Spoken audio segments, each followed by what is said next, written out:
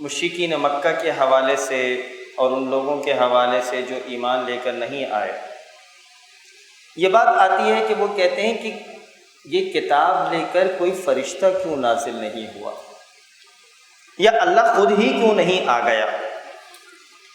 وہ لوگ جو انکاری ہیں کہ خود اللہ لے کر آ جاتا اس کلام کو، یا کوئی ہم دیکھتے کوئی فرشتہ اس کلام کو لے کر آ رہا ہوتا تو ہم یہ کہتے کہ ٹھیک ہے یہ کلام صحیح ہے۔ وہ قرآن کے حوالے سے یہ بات کرنا چاہتے تھے کہ اگر اللہ یا تو خود لے کر آ جائے یا فرشتے اس کو لے کر آئیں تو ہم سمجھیں گے کہ یہ حق ہے۔ اور یہ 2-3 جگہ یہ بات آئی کہ وہ جن کے دلوں میں ٹیڑھ ہے، جو ایمان لانا نہیں چاہتے، وہ اس طریقے کے مختلف ایکسکیوزز، بہانے بناتے ہیں۔ اور پھر اس کے بعد یہاں یہ بات آئی کہ قل لمن ما فی السماوات والارض، آپ صلی اللہ علیہ وسلم کہہ دیجئے کہ جو کچھ بھی آسمانوں کے اندر ہے، جو کچھ بھی زمین میں ہے، یہ سب کس کی ملکیت ہے؟ قل للہ، قل للہ، صرف اللہ، صرف اللہ، یہ اللہ کی ملکیت میں ہے۔ ان آسمانوں اور زمین کے اندر جو کچھ بھی ہے یہ اللہ کی ملکیت ہے۔ اور یہ بھی سن لو، یہ بھی سن لو کہ جب تمہیں کوئی نفع ہوتا ہے، جب تمہیں کوئی نفع ہوتا ہے تو یہ نفع دینے والی ذات بھی اللہ رب العالمین کی ہے، اور اگر تمہیں کوئی نقصان ہوتا ہے تو اس کے علاوہ تمہیں کوئی اس نقصان سے بچا نہیں سکتا۔ وَإِن يَمْسَسْكَ اللَّهُ بِضُرٍّ فَلَا كَاشِفَ لَهُ إِلَّا هُوَ، کہ کوئی مسئلہ آ گیا، کوئی مصیبت آ گئی، کوئی پریشانی آ گئی تو اس اللہ کے علاوہ، اس اللہ کے سوا تمہیں کوئی اس پریشانی میں سے نہیں نکال سکتا۔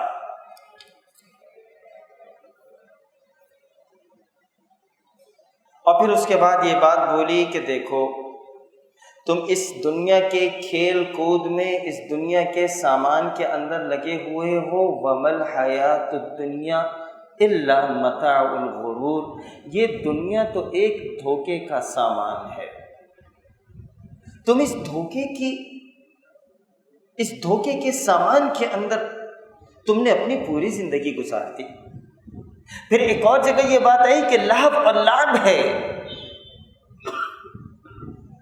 تم اس کے اندر اپنی ساری توانائیاں لگا دیتے ہو، تم اس کو حاصل کرنے کے لیے اپنی دن اور رات کی محنتیں کرتے ہو، یہ تو دھوکے کا سامان ہے۔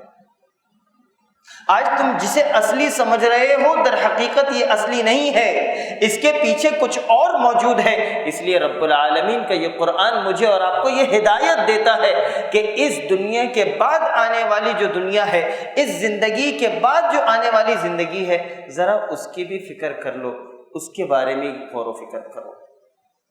اور یہ غور و فکر کرنا، یہ تدبر کرنا، یہ انبیاء کی نشانیوں میں سے ایک نشانی ہے۔ پھر اس کے بعد آگے چل کر حضرت ابراہیم علیہ السلام کا تذکرہ ہوا کہ ابراہیم علیہ السلام اپنے باپ سے مکالمہ کر رہے ہیں۔ آپ ذرا غور سے سنیں کہ بیٹا اپنے باپ سے مکالمہ کر رہا ہے۔ وَإِذْ قَالَ إِبْرَاهِيمُ لِأَبِيهِ آدَمَ أَتَتَّخِذُ أَصْنَامًا آلِهَةً، اس نے جب دیکھا کہ اس کا باپ جو ہے وہ معبودان باطل کو، وہ بتوں کو پوج رہا ہے، حضرت ابراہیم نے جب یہ دیکھا اپنے باپ کو کہ وہ بتوں کی پرستش کر رہے ہیں، وہ بت جو نہ کسی کو نفع دے سکتے ہیں نہ کسی کو نقصان دے سکتے ہیں، اور یہ وہ بت ہیں کہ جو خود ان کے اپنے ہاتھوں کے بنائے ہوئے ہیں، تو بیٹا اپنے باپ سے کہتا ہے کہ انی اراک وقومک فی ضلال مبین، ابا میں آپ کو اور آپ کی قوم کو، آپ میری بات سمجھنے کی کوشش کیجئے گا، بیٹا اپنے باپ سے کہہ رہا ہے میں آپ کو اور آپ کی قوم کو کھلی ہوئی گمراہی میں دیکھتا ہوں۔ یعنی کہ اس بیٹے نے اپنے آپ کو باپ کی قوم سے الگ کر لیا۔ یہ بات سمجھنے کی ہے، یہ نقطہ سمجھنے کا ہے کہ بیٹا اپنے باپ سے اپنے آپ کو الگ کر رہا ہے، بیٹا اپنے باپ کی نسل سے اپنے آپ کو الگ کر رہا ہے اور کہہ رہا ہے کہ آپ کو اور آپ کی قوم کو میں کھلی ہوئی گمراہی میں دیکھتا ہوں۔ حضرت مفتی شفیع عثمانی رحمہ اللہ یہ بیان کرتے ہیں کہ یہ آیت دو قومی نظریے کی بنیاد ہے، کہ یہاں پہ صرف دو قومیں ہیں۔ ایک وہ قوم ہے کہ جو ابراہیم علیہ السلام، آدم علیہ السلام، نوح علیہ السلام، ابراہیم، اسماعیل، اسحاق، یوسف، داؤد، سلیمان، عیسیٰ، موسیٰ، ایوب، ہارون، الیاس، زکریا، یحییٰ، یہ قوم وہ ہے، اور محمد الرسول اللہ وہ آخری نبی ہیں۔ ایک یہ قوم ہے اور ایک دوسری قوم ہے جو ان کے مخالف ہیں۔ اس کا مطلب یہ ہوا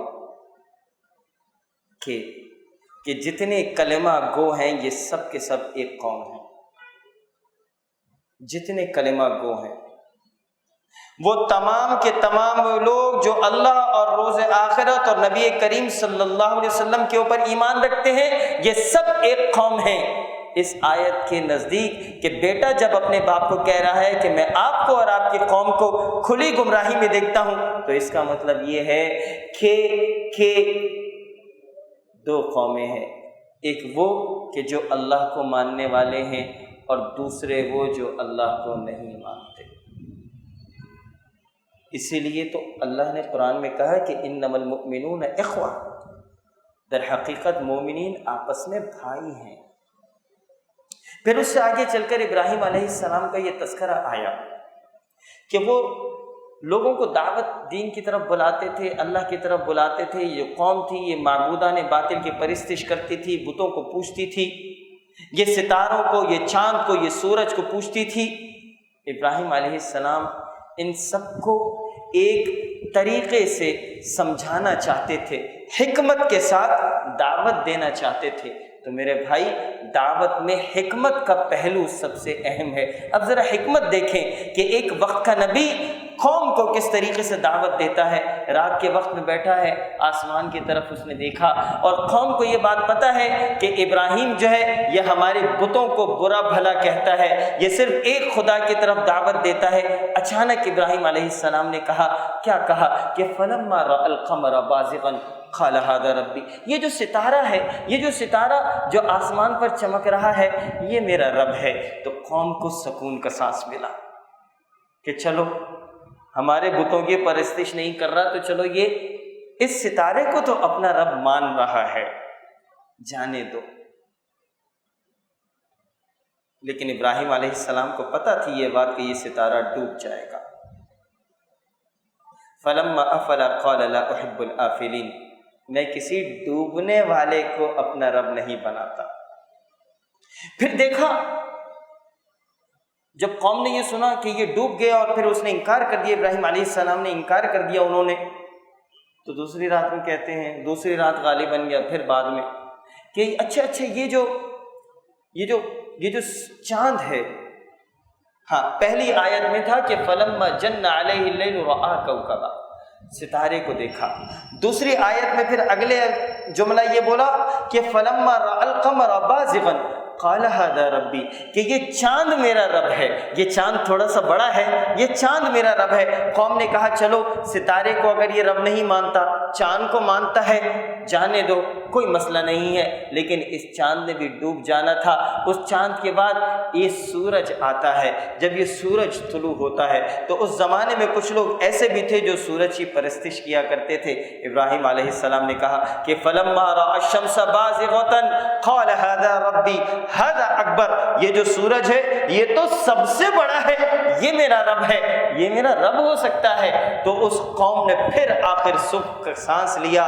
لیکن میرے بھائی، یہ چاند، یہ ستارے، یہ سورج، ان سب نے ڈوب جانا تھا، ان سب نے ختم ہو جانا تھا، اور ابراہیم علیہ السلام ڈوبنے والے کو اپنا رب نہیں بناتے۔ اس کے بعد کیا کہا؟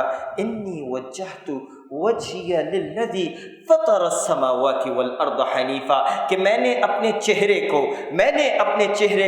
انی وجہت وجہی للذی، کہ میں نے اپنے چہرے کو اس ہستی کے چہرے کے سامنے کر دیا ہے، میں نے اپنے آپ کو اس ہستی کے سامنے کر دیا ہے، فطر السماوات والارض، جس نے اس آسمانوں کو بنایا، جس نے اس زمین کو بنایا، جس نے اس چاند، اس سورج اور ان ستاروں کو بنایا، حنیفہ بالکل سیدھا، نو ڈیویشن ایٹ آل، کوئی ڈیویشن نہیں ہوگی، بالکل سیدھا میں نے اپنے آپ کو اس رب کے چہرے کے ساتھ جانب کر دیا، اپنے چہرے کو اس رب کے چہرے کی جانب کر دیا۔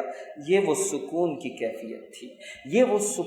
کیفیت تھی کہ جب رب کے چہرے کے سامنے اپنا چہرہ کر دیا تو پھر اس بندے کو اور کیا چیز چاہیے۔ اور یہ ابراہیم علیہ السلام نے دعوت کا یہ سب سے بنیادی پہلو وہاں پہ رکھا کہ وما انا من المشرکین، اور میں شرک کرنے والوں میں سے نہیں ہوں گا۔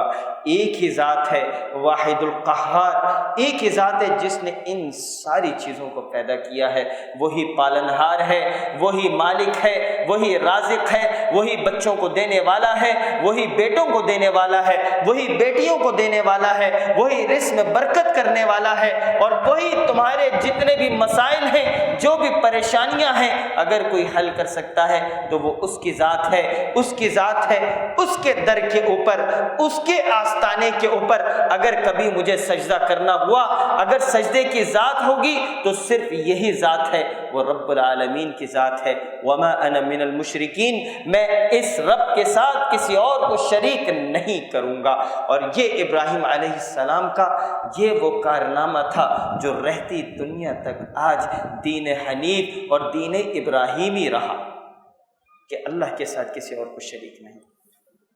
اس کے بعد آگے چل کر کہا کہ وما قدر اللہ حق قدرہ، کہ دیکھو اللہ کا جو حق ہے قدر کرنے کا، اس کا حق ادا کر۔ اللہ کا جو حق ہے قدر کرنے کا، اس کا حق ادا کر۔ تم بھول جاتے ہو، تم اپنے کاموں میں لگ جاتے ہو، تم بھول جاتے ہو، وہ نہیں بھولتا۔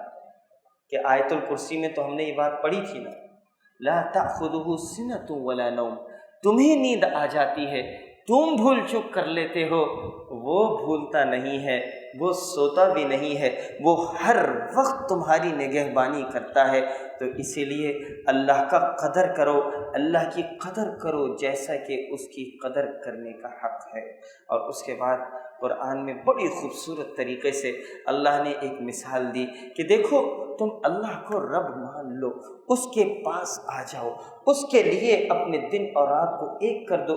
مثال اللہ نے کیا دی کہ دیکھو ان اللہ فالق الحب والنوا، بے شک اس بیج میں سے کونپل پودا نکالنے والی ذات اگر کوئی ہے تو وہ اللہ ہے، اللہ کے علاوہ کوئی اس بیج میں سے اس پودے کو نہیں نکال سکتا، کوئی نہیں نکال سکتا۔ کہ ان اللہ فالق الحب والنوا، بے شک اللہ ہی ہے کہ وہ جو بیج میں سے اس کونپل کو، اس پودے کو نکالتا ہے۔ کہ یہ بیج ہی کسان تو زمین کے اندر ڈال دیتا ہے، لیکن ذرا سوچئے اس ایک بیج کو پودا اور درخت بننے کے لیے اللہ تعالیٰ کی کتنی قدرت کے کتنے عوامل کام کر رہے ہوتے ہیں۔ یہ بیج زمین کے اندر ہوتا ہے تو زمین اسے قوت نمو فراہم کرتی ہے، زمین اسے پانی فراہم کرتی ہے، گریویٹیشنل فورس اسے دیتی ہے، وہ زمین کے اندر وہ کونپل نکالنے کی کوشش کرتا ہے، وہ زمین کو وہ پودا، وہ بیج پھاڑ کر باہر نکلتا ہے۔ اور اس بیج کو ضرورت تھی پانی کی، اس بیج کو ضرورت تھی ہوا کی، وہ اللہ تعالیٰ اس ہوا کو چلا دیتا ہے۔ اس بیج کو ضرورت تھی روشنی کی، اس بیج کو ضرورت جو روشنی کی تھی، کوئی لاکھوں میل دور ایک سورج تھا، وہ اس بیج کو روشنی فراہم کر رہا تھا۔ اس بیج کو پانی کی جو ضرورت تھی تو اس سورج نے سمندر کے اوپر وہاں سے بھاپ بنی، وہ بھاپ بن کر اوپر گئی، وہ بھاپ بادل کے اندر گئی، وہ بادل برکھا اور بارش کی فوراً صورت کے اندر آئی اور اس کے اندر گرج چمک ہوئی، اور جو اس بیج کو نائٹروجن ملا پانی چاہیے تھا، اس گرج چمک کے ساتھ وہ پانی زمین کے اوپر آتا ہے۔ ذرا یہ تو سوچئے کہ اس ایک بیج کے لیے یہ ہوائیں، اس ایک بیج کے لیے یہ روشنی، اس ایک بیج کے لیے زمین کی قوت نمو، اس ایک بیج کے لیے زمین کے اندر معدنیات، اس ایک بیج کے لیے یہ ہوائیں، یہ بادل، یہ برکھا، یہ بارش، یہ ساری کی ساری چیزیں اس ایک بیج کے لیے کام کر رہی ہیں، تو کوئی ایک ہستی ہے جو ان ساری کی ساری چیزوں کو کنٹرول کر رہی ہے۔ کسی ایک ہستی کے ہاتھ میں یہ کنٹرول ٹاور ہے۔ تمہیں یہ مثال، یہ نشانی سمجھ نہیں آتی؟ اس ایک بیج سے، یہ بیج تمہیں اللہ کو پہچاننے کے لیے کافی ہے، یہ ایک بیج۔ اور پھر آگے چل کر یہ بات آئی کہ دیکھو،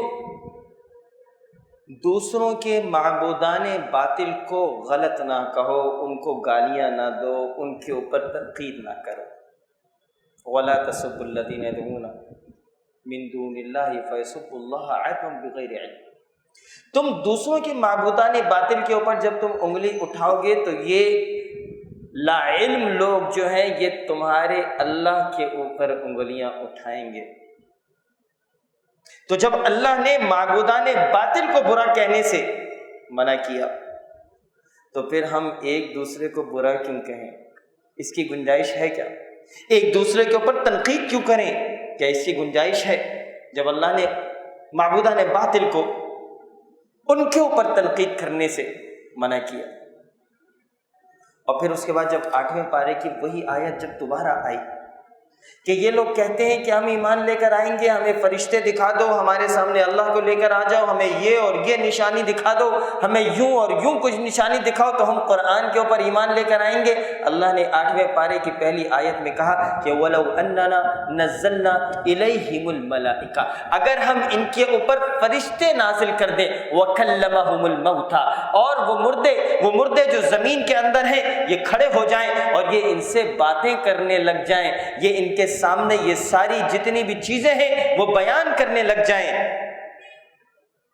تو یہ اس کے باوجود بھی اللہ کے اوپر ایمان لے کر نہیں آئیں گے، کیونکہ مسئلہ اس دل کے اندر ہے، ٹیڑھ ہے یہاں پر، یہ دل جو ہے وہ اللہ کو نہیں ماننا چاہتا، اسی لیے چاہے فرشتے آ جائیں، یہ فرشتے ان سے باتیں کرنے لگ جائیں، یہ مردے کھڑے ہو کر ان سے باتیں کرنے لگ جائیں، یہ پھر بھی ایمان لے کر نہیں آئیں گے۔ اور پھر آگے چل کر یہ بات آئی کہ فَمَن يُرِدِ اللَّهُ أَن يَهْدِيَهُ، کہ جسے اللہ چاہتا ہے، جسے ہدایت دینا چاہتا ہے اللہ تعالیٰ، تو اللہ اسے اس کے دل کو کھول دیتے ہیں۔ فَمَن يَهْدِيَهُ أَن يَشْرَحْ صَدْرَهُ لِلْإِسْلَامِ، فَمَن يُرِدِ اللَّهُ أَن يَهْدِيَهُ يَشْرَحْ صَدْرَهُ لِلْإِسْلَامِ، کہ جب اللہ کسی کو چاہتا ہے تو اس کے دل کو اسلام کے لیے کھول دیتا ہے، کہ جس شخص کو اللہ تعالیٰ راستے پر ڈالنا چاہے اس کے سینوں کو اسلام کے لیے کشادہ کر دیتا ہے۔ وَمَن يُرِدْ أَن يُضِلَّهُ يَجْعَلْ صَدْرَهُ ضَيِّقًا حَرَجًا كَأَنَّمَا يَصَّعَّدُ فِي السَّمَاءِ، اور جس کو بے راہ رکھنا چاہے اس کے سینے کو بہت تنگ کر دیتا ہے، جیسے کوئی آسمان میں چڑھتا ہے۔ اسی طرح اللہ تعالیٰ ایمان نہ لانے والوں پر ناپاکی مسلط کر دیتا ہے، ایمان نہ لانے والوں کے لیے۔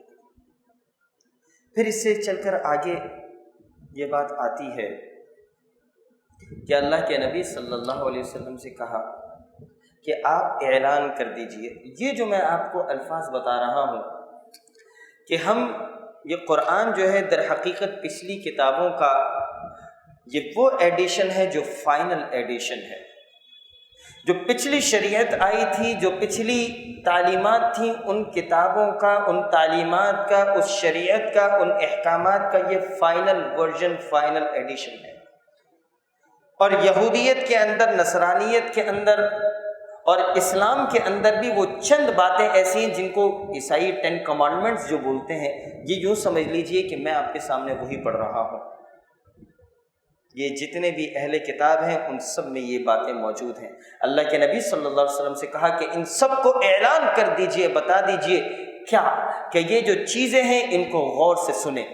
قل تعالوا اتل ما حرم ربکم علیکم، کہ اللہ تشرکوا بہ شیئا، کیا نہیں کرنا؟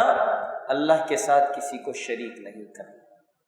دوسری چیز وبالوالدین احسانا، والدین کے ساتھ حسن سلوک اختیار کرنا ہے، محبت کرنی ہے، والدین کے سامنے سر تسلیم خم کر دینا ہے۔ آگے 15ویں پارے میں یہ الفاظ آتے تھے وبالوالدین احسانا اما یبلغن عندک الکبر احدہما او کلاہما فلا تقل لہما اف، کہ والدین کے ساتھ حسن سلوک اختیار کرو۔ اگر تم ان کو بڑھاپے کی حالت میں پاتے ہو، کسی ایک کو یا دونوں کو، تو فلا تقل لہما اف، ان کو اف تک نہ کہو، ولا تنہرہما، ان کو جھڑکو بھی نہیں، وقل لہما قولا کریما، ان سے محبت کی بات کرو، واخفض لہما جناح الذل من الرحمہ، ان کے سامنے اپنی رحمت کے پرے بچھا دو، بچھ جاؤ اپنے والدین کے سامنے۔ قرآن پاک میں کئی مقامات میں شرک کے بعد جو دوسری بات آئی ہے وہ والدین کے ساتھ حسن سلوک کرو، دوسری چیز۔ تیسری چیز کہ مال کے کم ہونے کی وجہ سے، رزق کے کم ہونے کی وجہ سے اولاد کو قتل نہ کرو۔ ہم تمہیں بھی رزق دیتے ہیں اور ہم ان کو بھی رزق دیں گے۔ اور پھر کہا کہ دیکھو ولا تقربوا الفواحش، فواحش کے قریب بھی نہ جاؤ۔ میں دوبارہ ریپیٹ کروں، اللہ تشرکوا بہ شیئا، اللہ کے ساتھ کسی کو شریک نہ کرو، وبالوالدین احسانا، والدین کے ساتھ حسن سلوک اختیار کرو، ولا تقتلوا اولادکم من املاق، اپنی اولاد کو رزق کی کمی کی ہونے کی وجہ سے ان کو قتل نہ کرو، ولا تقربوا الفواحش، فواحش کے قریب نہ جاؤ۔ قریب میں یہ نہیں کہہ رہا، اللہ یہ نہیں کہہ رہا کہ فواحش نہ کرو، اللہ کہہ رہا ہے فواحش کے کاموں کے قریب بھی نہ جاؤ، یعنی کہ وہ کام بھی نہ کرو کہ جو فواحش کی طرف آگے بڑھا دیں۔ ولا تقربوا الفواحش، اور پھر اس کے بعد کہا ولا تقتلوا النفس التي حرم اللہ الا بالحق، قتل ناحق نہ کرو۔ پانچویں چیز ولا تقربوا مال الیتیم، یتیم کا مال نہ کھاؤ، چھٹی چیز۔ اس کے بعد وَأَوْفُوا الْكَيْلَ وَالْمِيزَانَ بِالْقِسْطِ، ناپ تول میں کمی نہ کرو، اور لا وَإِذَا قُلْتُمْ فَاعْدِلُوا وَلَوْ كَانَ ذَا قُرْبَىٰ، جب بھی بات کرو، جب بھی کوئی شہادت دو تو سچ کے اوپر شہادت دو، سچ کی بات کرو۔ اور یہاں پہ اگر تمہارا کوئی قرابت دار بھی تمہارے سامنے ہو، اس کے لیے بھی اگر کوئی بات کرنی ہے تو دیکھو اس وقت بھی سچ منہ سے نکالنا، سچ۔ آگے چل کر نویں چیز وَبِعَهْدِ اللَّهِ أَوْفُوا، اللہ کے ساتھ اپنے عہد کو مکمل کرو، وفا کرو۔ 10ویں چیز وَأَنَّ هَذَا صِرَاطِي مُسْتَقِيمًا، یہی وہ سیدھا راستہ ہے، یہی وہ طریقہ ہے جو طریقہ تمہیں جنت کی طرف لے کر جائے گا، اللہ کی رضا کے لیے۔ اور یہی وہ طریقہ تھا جو سورۃ الانعام کے آخر میں یہ بات آئی کہ دیکھو اللہ رب العالمین کے اس دین کے اندر تفرقہ نہ کرو، ٹکڑے ٹکڑے اس دین کو نہ کرو، اس دین کو ٹکڑے ٹکڑے نہ کرو۔ اور پھر آگے چل کر یہ بات آتی ہے کہ اے نبی صلی اللہ علیہ وسلم یہ ان کو بتا دیجئے کہ 4 چیزیں ہیں، ان صلاتی ونسکی ومحیای ومماتی، بے شک میری نماز، میری ساری مراسم عبودیت، میری زندگی اور میری موت، یہ ساری کی ساری، یہ چاروں کی چاروں چیزیں کس کے لیے ہیں؟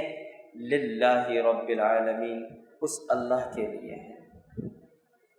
دیکھیں میں یہ کوئی نئی بات نہیں کر رہا، یہ بات میں اور آپ اتحیات میں ہم پڑھتے ہیں کہ التحیات للہ، کہ ساری کی ساری قولی عبادتیں للہ اللہ کے لیے ہیں، والصلوات ساری کی ساری بدنی عبادتیں للہ اللہ کے لیے ہیں، والطیبات ساری کی ساری مالی عبادتیں للہ اللہ کے لیے ہیں۔ ہم سب کے سب یہ دعا کرتے ہیں، یہ پڑھتے ہیں، یہ شہادت دیتے ہیں، یہ گواہی دیتے ہیں اپنی اپنی نماز میں، اور یہ آیت یہی بتا رہی ہے کہ میری نماز، میری ساری کی ساری مراسم عبودیت، میرا جینا اور میرا مرنا، یہ سب کچھ کس کے لیے ہے؟ یہ اللہ کے لیے ہے۔